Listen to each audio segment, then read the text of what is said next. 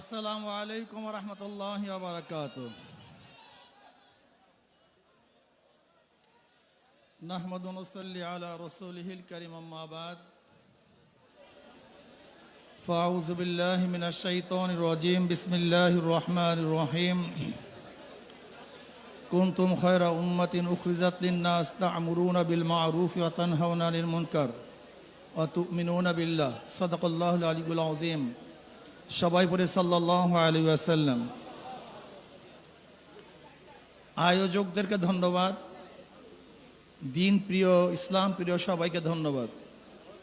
শুকরিয়া জ্ঞাপন করছি যে অন্যার মোকাবেলার জন্য আমরা সোচ্চার এখনো আছি। যতদিন পর্যন্ত মুমিন মুসলমানরা অন্যায়ের প্রতিবাদ করবে ততদিন পর্যন্ত গোটা দুনিয়ার থেকে ইসলাম মুসলমানকে ধ্বংস করার ক্ষমতা কেউ রাখবে না, ধ্বংস করতে পারবে না। কিন্তু যখন আমাদের মধ্যে প্রতিবাদ বন্ধ হয়ে যাবে, ইসলাম ধ্বংস হয়ে যাবে। যাই হোক, হিজবুত তাওহীদ কি ও কেন, এদের বিরুদ্ধে আমরা কেন সম্মেলন ডেকেছি, কেন এসেছি, বক্তাগণ এতক্ষণ পর্যন্ত বক্তব্য দিয়েছেন, নিশ্চয়ই আপনারা উপলব্ধি করতে পেরেছেন। আমি মনে করি এই সম্মেলনের দুইটা দিক, হয়তো হিজবুত তাওহীদ জিরো হবে অথবা হিরো হবে, হয়তোবা জিরো হবে অথবা হিরো হবে। যদি সম্মেলন থেকে কোনো রেজাল্ট আমরা অর্জন করতে না পারি, তাহলে এই সম্মেলন মনে করবেন পুরা হিজবুত তাওহীদের পক্ষে চলে গেছে, সে ফেমাস হয়ে যাবে। আন্তর্জাতিক ইসলামের দুশ্মনেরা তাকে লুপে নিবে, তাকে ইসলামের বিরুদ্ধে কাজে লাগাবে। ইসলামের বিরুদ্ধে যত প্রকার ষড়যন্ত্র আছে তার মাধ্যমে করাবে। যদি এই সম্মেলন তার বিরুদ্ধে কোনো অ্যাকশনে যেতে না পারি, তাহলে গোটা সম্মেলনটা হিজবুত তাওহীদের পক্ষে, এটা আগে মাথার মধ্যে নিতে হবে। আর যদি হিজবুত তাওহীদের বিরুদ্ধে কোনো অ্যাকশনে যেতে পারি, হিজবুত তাওহীদকে বন্ধ করতে পারি, ওর মুখোশ উন্মোচন করতে পারি, সরকারকে মেসেজ দিতে পারি যে অবশ্যই হিজবুত তাওহীদকে বন্ধ করতে হবে,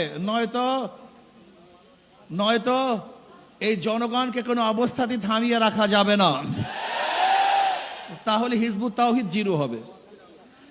আমি মনে করি আমাদের ওলামায়ে কেরামরা বাতিলের বিরুদ্ধে বারবার আন্দোলন করেছে, কিন্তু সাকসেসের ধারাটা আমাদের ফান্ডে খুবই কম। কাদিয়ানীদের বিরুদ্ধে দীর্ঘদিন পর্যন্ত আন্দোলন করেছে, কিন্তু নিষিদ্ধ করতে পারিনি। বাতিলদের বিরুদ্ধে বিভিন্ন সময় আন্দোলন করেছি, কিন্তু এখনো বন্ধ করতে পারি নাই। কবর পূজারী, মাজার পূজারীর বিরুদ্ধে হাজারো আন্দোলন করেছি, কিন্তু এখনো বন্ধ। এর কারণটা কি একজন চিন্তা করেছেন? এখানে যেই লোক আছি, এই লোকেরা আজকে স্টেজে যে ওলামায়ে কেরাম আছেন এবং আমরা যারা উপস্থিত আছি, আমরা সরকারের কাছে কোনো দাবি করবো আর সরকার মানবে না, এটা হতে পারে না, এটা বাংলাদেশে হতে পারে না। তার মানে আমরা দাবি উপস্থাপন করতে পারি না, দাবি আদায় করতে পারি না। এর জন্য সরকার আমাদের কথাকে গ্রহণ করেন না, গুরুত্ব দেন না।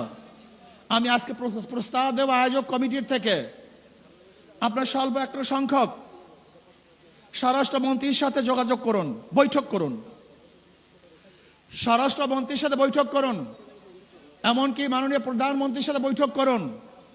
হিজবুত তাওহীদকে আমরা কেন বন্ধ করতে চাই এটা তাদেরকে বলেন, বুঝান। যদি আপনারা তাদেরকে বুঝান, আমি মনে করি অবশ্যই বুঝতে বাধ্য হবে। যদি তারা সোজা আঙ্গুলে না বুঝে, তারা বাঁকা করে আঙ্গুল তাদেরকে বুঝাবো ইনশাআল্লাহ। আমরা আগে বুঝান তাদেরকে, তারা বুঝতে বাধ্য হবে যে তাদের বিরুদ্ধে আমাদের কোনো শত্রুতা নাই। তারা ইসলামের দুশমন, আমাদেরও দুশমন। ইসলামের যারা বন্ধু হবে তারা আমাদের বন্ধু হবে। এর জন্য আমি প্রস্তাব করব স্বরাষ্ট্রমন্ত্রীর সাথে একটা বৈঠক করা হোক, অথবা প্রাইম মিনিস্টারের সাথে বৈঠক করা হোক। এরপরেও যদি সরকার এই ওলামায়ে কেরামের, তাওহীদি জনতার কথাকে গুরুত্ব না দেয়, তাহলে সরকারকে কিভাবে গুরুত্ব দিতে হয় সেই ব্যবস্থা আমরা গ্রহণ করবো ইনশাআল্লাহ। প্রিয় ভাইরা আমার, আমরা ঐক্যবদ্ধভাবে যদি এই হিজবুত তাওহীদের এই বেঈমান ওর বিরুদ্ধে আন্দোলন করি, সংগ্রাম করি, তাহলে বাংলাদেশে কোনো জায়গায় কাজ করবে এরকম কোনো জায়গা বাংলাদেশে ওর জন্য থাকবে না। সমস্ত জায়গা বন্ধ করা হবে, ওর প্রদর্শনা বন্ধ করা হবে, ওর কাজ বন্ধ করে ইনশাআল্লাহ হকের দাওয়াত গোটা বাংলাদেশে আমরা ছড়িয়ে দেব।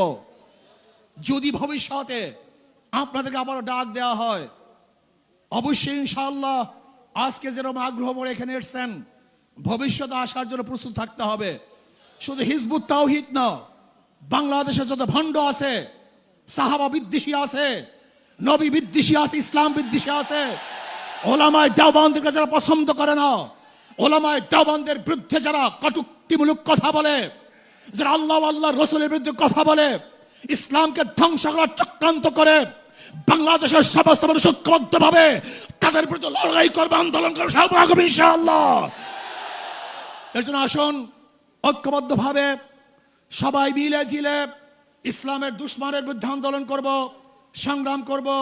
আল্লাহ পাক রব্বুল আলামিন এই আন্দোলন এবং সংগ্রামে হককে বিজয় করার আন্দোলনে সবাইকে শরীক থাকার মতো, ঐক্যবদ্ধ থাকার মতো তৌফিক আল্লাহ পাক আমাকে এবং আমাদের সবাইকে দান করুন। যারা আয়োজন করেছেন, এসেছেন, সবাইকে ধন্যবাদ জ্ঞাপন করি। আমার বক্তব্য শেষ করছি। ওমা আলাইনা ইল্লাল বালাগ। আসসালামু আলাইকুম ওয়া রাহমাতুল্লাহি ওয়া বারাকাতুহু। সবাইকে ধন্যবাদ।